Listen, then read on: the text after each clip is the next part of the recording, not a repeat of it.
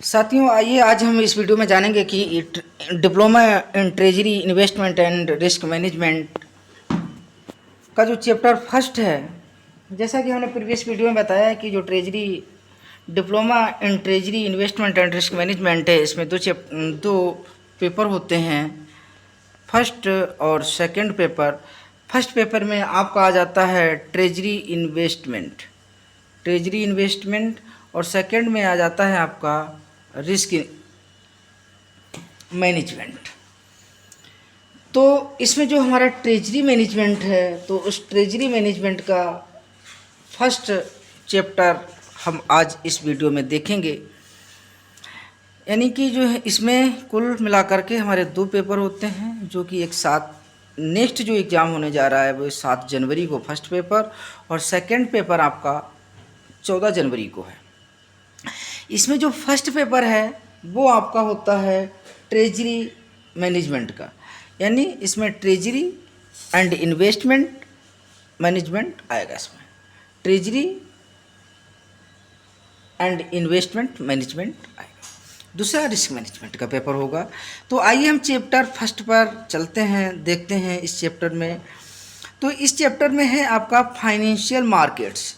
तो chapter first में overview दिया गया है सभी जो भी फाइनेंशियल मार्केट है, उस फाइनेंशियल मार्केट के क्या क्या कंपोनेंट्स हैं और उसमें किस किस टाइप की कौन कौन सी मार्केट्स सम्मिलित हैं और इसके क्या कौन कौन से डेरिवेटिव्स हैं, इसमें किन किन चीज़ों को शामिल कर किया गया है, फाइनेंशियल मार्केट किसे कहते हैं, फाइनेंशियल मार्केट का रोल क्या है, ये सारी चीज़ें हम इस वीडियो में जानेंगे।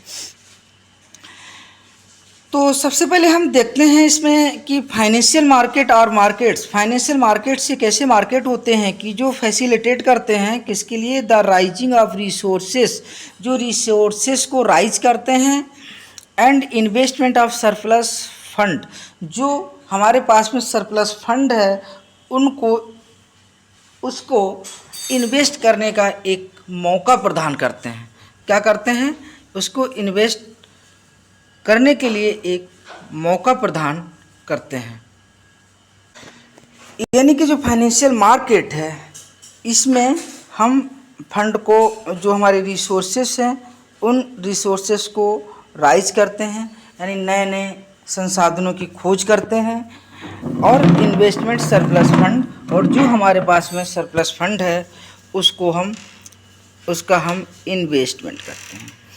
The market are a platform, एक जो फाइनेंशियल मार्केट है, द मार्केट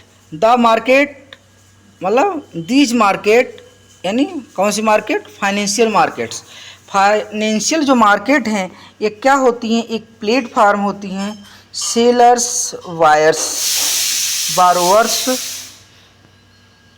एंड इन्वेस्टर्स के लिए। एक क्या होती हैं, एक सेलर्स, बायर्स, इन्वेस्टर्स, बारोवर्स के लिए एक प्लेटफार्म के रूप में कार्य करती हैं। Financial market sellers, borrowers, buyers और इन्वेस्टर्स के लिए एक प्लेटफार्म के रूप में कार्य करती हैं, क्योंकि जब मान लीजिए हमारे पास में फंड सरप्लस है और आप उसको इन्वेस्ट करेंगे तो इन्वेस्ट कहाँ करेंगे, कोई कंपनी होगी, कोई फर्म होगी, कोई संस्था होगी, कोई ऑर्गेनाइजेशन होगा जहाँ पर वो पैसे की उसको डिमांड होगी, पैसे की उसको ज़रूरत होगी, पैसे की उसको आवश्यकता होगी। जब किसी फर्म कंपनी को पैसे की आवश्यकता होगी तभी तो आप उसको इन्वेस्टमेंट कर पाएंगे वहाँ पे, अगर नहीं होगी तो आप कैसे करेंगे।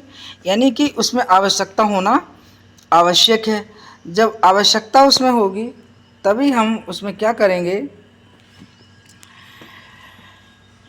इन्वेस्टमेंट करेंगे। अब इन्वेस्टमेंट करेंगे तो जाहिर सी बात में वहाँ पर बायर या बारोवर्स भी होगा। जैसे हम लॉन्ग टर्म डिवेंचर लॉन्ग मतलब डेट के लिए क्या करते हैं, डिवेंचर कर देते हैं इशू। तो ये सारी चीज़ें हैं। अगर हम डिवेंचर इशू करते हैं तो वो बारोवर्स हो जाएंगे। अगर यही हम फंड की अगर किसी फर्म को ज़रूरत है तो वहाँ पर फंड अगर इन्वेस्टर से लेता है, अपने शेयर कंपनी बेचती है, तो वो वहाँ पर इन्वेस्टर हो जाएंगे। तो सिंपल सा कहने का मतलब हुआ कि फाइनेंशियल मार्केट एक ऐसा प्लेटफार्म है जहाँ पर फाइनेंशियल सिक्योरिटीज़ हैं उनका लेन देन किया जाता है। These markets are platform of for sellers, borrowers and buyers, investors. ये सेलर्स, बायर्स और इन्वेस्टर्स का एक ऐसा प्लेटफार्म है जहाँ पर एक कम टुगेदर, एक क्या करते हैं, कम टुगेदर यानी एक साथ आते हैं, क्या करने के लिए, undertake transaction in financial securities investment, जहाँ पर एक फाइनेंशियल सिक्योरिटीज का, फाइनेंशियल इंस्ट्रूमेंट का ट्रांजैक्शन के लिए अपना कमिटमेंट देते हैं, अपनी सहमति जताते हैं कि हम इस ट्रांजैक्शन को एग्जीक्यूट करने के लिए तैयार हैं। क्योंकि कोई भी ट्रांजैक्शन तभी एग्जीक्यूट होगा जब सामने वाला उसको लेने के लिए तैयार हो या सामने वाला देने के लिए तैयार हो। यानी एक जब एक देने के लिए तैयार होगा, दूसरा लेने के लिए तैयार होगा, दूसरा लेने के लिए तैयार होगा तो पहला देने के लिए तैयार होगा। यानी जहाँ पर लेन देन करने के लिए, ट्रांजैक्शन को कमिट करने के लिए दो पक्ष होना अनिवार्य है।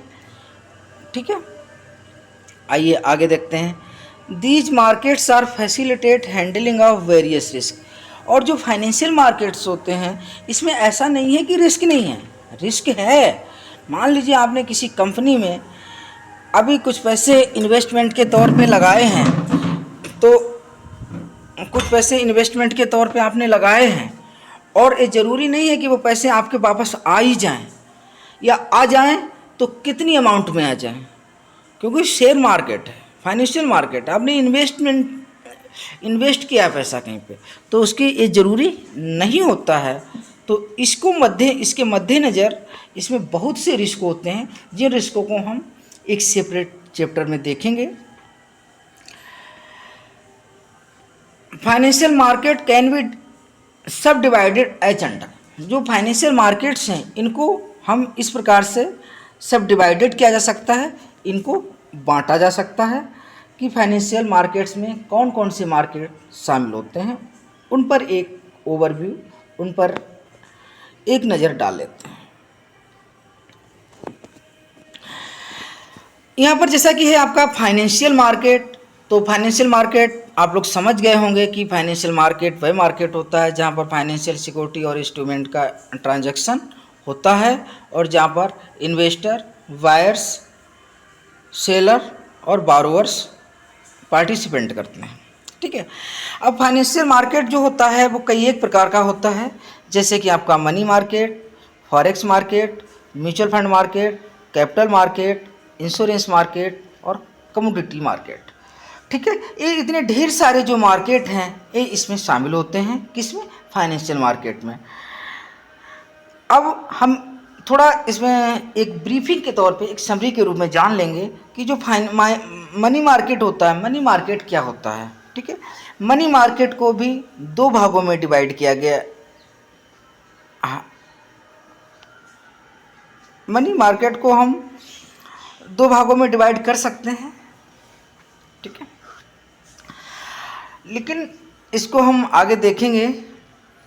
यहाँ पर हम बेसिकली इसकी एक समरी जानने की कोशिश करेंगे कि जो मनी मार्केट हैं, मनी मार्केट के इंस्ट्रूमेंट कौन कौन से होते हैं, यानी मनी मार्केट के ऐसे कौन कौन से इंस्ट्रूमेंट होते हैं जो इसमें अपनी अहम भूमिका निभाते हैं। तो वो हम देखते हैं। वो आपके हो गए call money, notice money, treasury bill, term money, CD, IST, CP, repo, commercial bill. ये सारे के सारे आपके मनी मार्केट के पार्ट हैं। मनी मार्केट में जो सिक्योरिटी होती है, जो डॉक्यूमेंट होते हैं, जो पेपरों का या जिन सिक्योरिटियों का हम लेन देन करते हैं, वो शॉर्ट टर्म पीरियड के लिए करते हैं। कैसे करते हैं? शॉर्ट टर्म पीरियड के लिए करते हैं, यानी कि विद इन 1 ईयर के लिए करते हैं। ठीक है, आइए अब आगे देखते हैं फॉरेक्स मार्केट। फॉरेक्स मार्केट क्या होता है? फॉरेक्स मार्केट का सिंपल सा मतलब है जहाँ पर फॉरेन करेंसी का लेन देन किया जाता है, जहाँ पर फॉरेन करेंसी का क्रय विक्रय किया जाता है, वो फॉरेक्स मार्केट होता है। जैसे उदाहरण के तौर पे मान लीजिए कि अगर आपने अमेरिका से कोई सामान खरीदा, तो अमेरिका ने का जो सेलर है उसने आपको सामान को भेजा, तो आप जो अमेरिका के सेलर को जो पेमेंट करेंगे, तो वो क्या पेमेंट रुपये में करेंगे? रुपये में नहीं करेंगे, INR में नहीं करेंगे, इंडियन INR में नहीं करेंगे, क्योंकि INR की करेंसी को वो एक्सेप्ट नहीं करेगा अमेरिका वाला सेलर। वो कहेगा कि हमको डॉलर में दो, तो हम डॉलर में देंगे। तो डॉलर में हम कहाँ से लाएंगे? डॉलर में भाई हम कहाँ से लाएंगे? तो हम उस समय फॉरेन मार्केट का, फॉरेक्स मार्केट का हेल्प लेंगे, फॉरेक्स मार्केट की मदद लेंगे, और वहाँ पर हम अपने INR को डिपॉजिट कराएंगे, और वहाँ से फॉरेन करेंसी यानी जो भी अमेरिका की करेंसी है उस करेंसी को लेंगे और उस सेलर को दे देंगे। Mutual fund market, mutual fund market क्या होता है?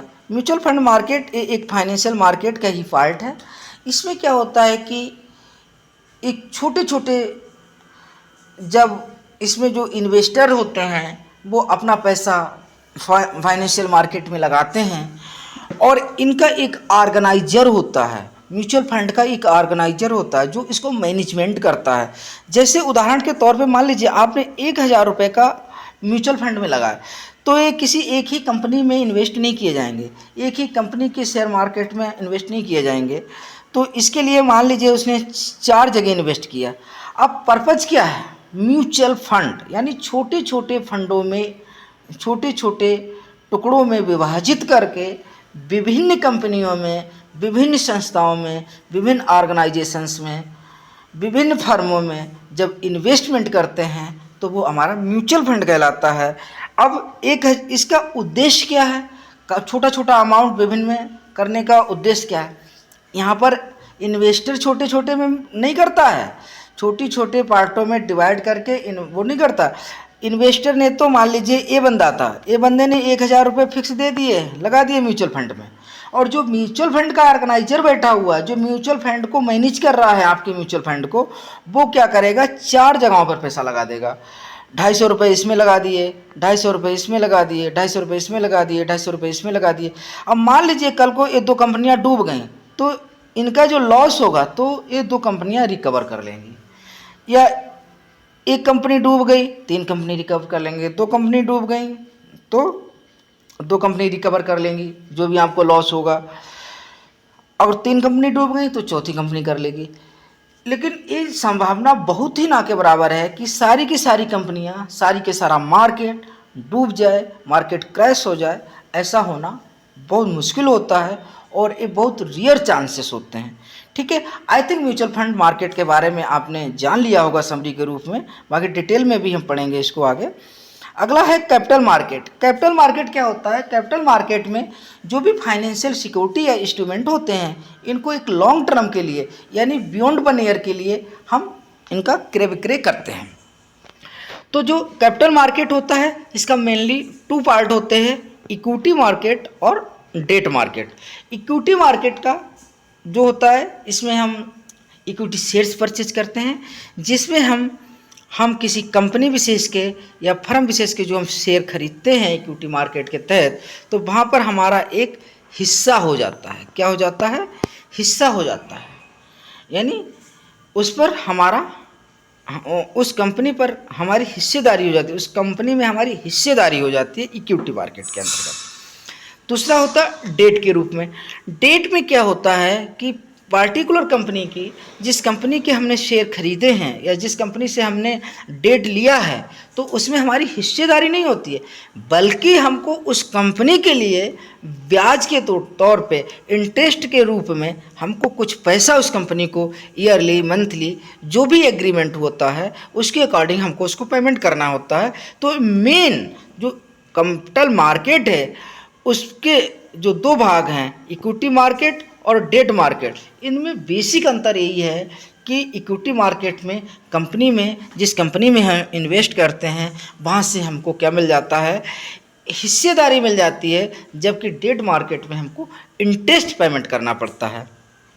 ठीक है, अब देखिएगा जो डेट मार्केट होता है, डेट मार्केट भी 2 तरह का होता है, एक गवर्नमेंट सिक्योरिटी होती है और दूसरा बॉन्ड में होता है। डेट मार्केट एक गवर्नमेंट सिक्योरिटी में या बॉन्ड में। अब गवर्नमेंट सिक्योरिटी भी 2 टाइप की होती है, या तो स्टेट गवर्नमेंट की होगी या फिर सेंट्रल गवर्नमेंट की। जो डेट मार्केट है वो मेनली 2 जो डेट मार्केट है वो दो प्रकार का होता है, गवर्नमेंट सिक्योरिटीज और बॉन्ड। अब जो गवर्नमेंट सिक्योरिटी होती है इस ये या तो सेंट्रल गवर्नमेंट की सिक्योरिटी होगी या स्टेट गवर्नमेंट की सिक्योरिटी होगी। तो गवर्नमेंट सिक्योरिटी दो टाइप की हो गई, स्टेट और सेंट्रल। इसी तरह से जो बॉन्ड होते हैं, बॉन्ड के मेनली